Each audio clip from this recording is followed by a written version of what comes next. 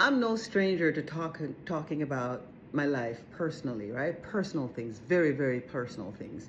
Today, that topic is rejection, and specifically rejection from and by my biological father.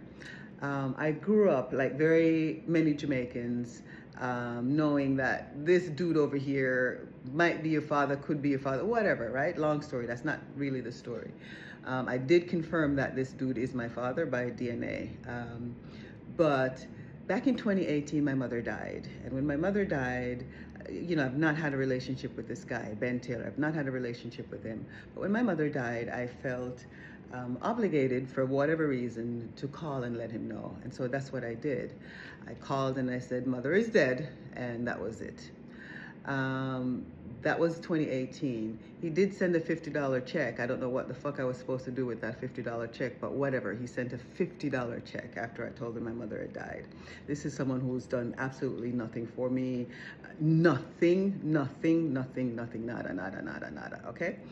So, so then I am looking after some medical stuff, and quite frankly I was just sick and tired of every time I went to the doctor to fill out the forms and they would ask about your medical history, right? And they want to know about your mom and they want to know about your dad. My mother I knew about, and I could write everything, right, everything. My father I knew nothing about, right? And so I called him up, and the first time I called, his wife picked up, and I said, hey, this is Jules.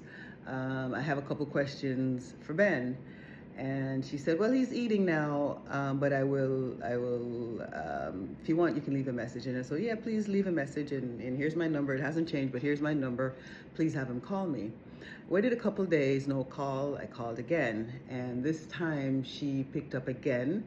And she was outside, according to her, gardening, and was less than pleased that I was disturbing her gardening. And to the point where I could detect in her voice that she was not pleased, right? I'm not making it up. And so I said to her, are you angry that I'm calling? Because I detect a tone of anger. And she says, well, I gave him the message, and if he wants to call, he's gonna call. Okay. Me still thinking that it's her playing gatekeeper between me and this dude, right? And so I called yet again. This time, he picked up.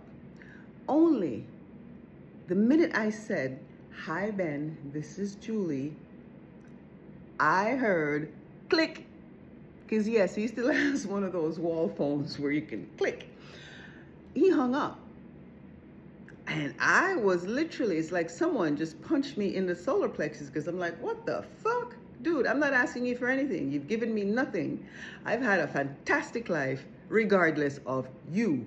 All I want to know is some medical information, like, do you have diabetes? Do you have hypertension?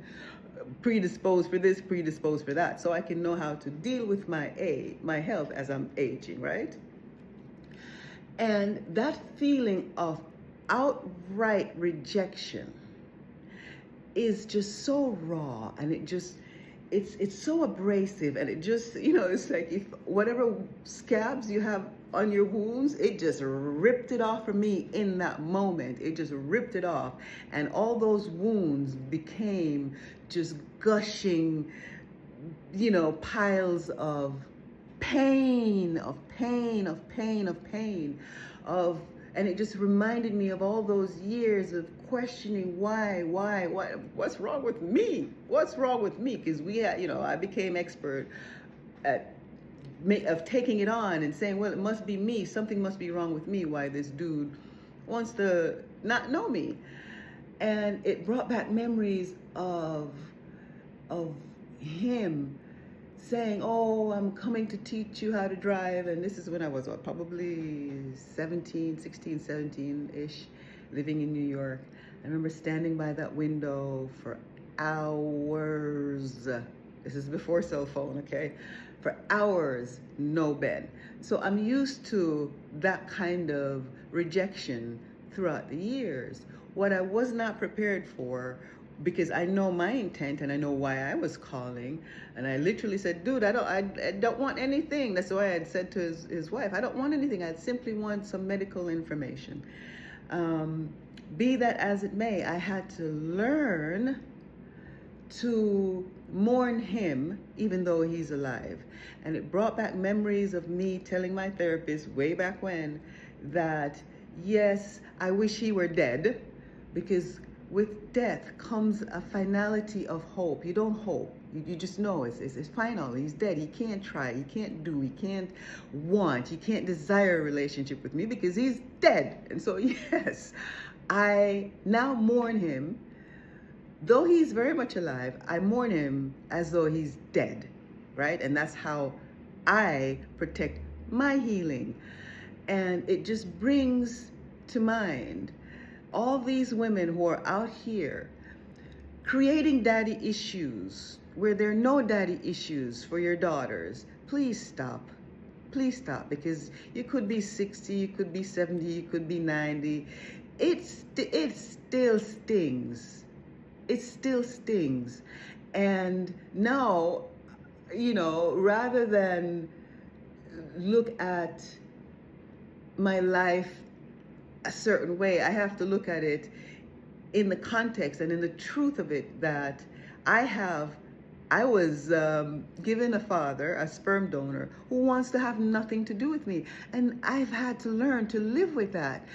I've had to learn to say, yes, Jules, you're still okay. You're still lovable. It's his fault. You have a fantastic stepfather.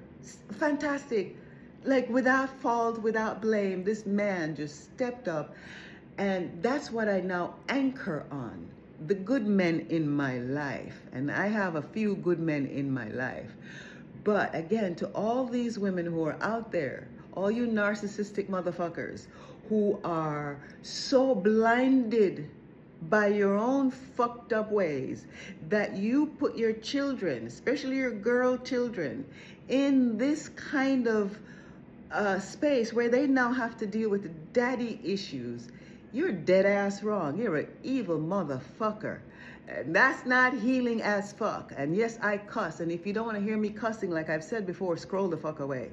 Because when it comes, it comes. I try not to. I try to keep it, I try to keep a lock on it. But when it comes, it comes. And I'm not apologizing for who I am. I'm done apologizing for who I am. Not to the piece of shit deadbeat motherfucker Ben, right? Who's supposed to be my biological father. Not to him and not to anyone else. I will not apologize anymore for who I am. I am well on my way. Pastels don't work for me. Husa doesn't work for me. Kumbaya doesn't work the fuck for me. Healing out loud, raw, unapologetic, that works for me. And so I will continue to be over here nursing my wounds, now dealing with rejection and putting it in perspective and using it now as fuel, because that's what I do. Every motherfucking negative thing that comes my way, I turn it around and I make that bitch work for me. And so now that rejection is fuel to say, what? You reject me? Watch me prove you wrong. Watch me prove that you are the one who's missing out, because I'm over here healing as fated.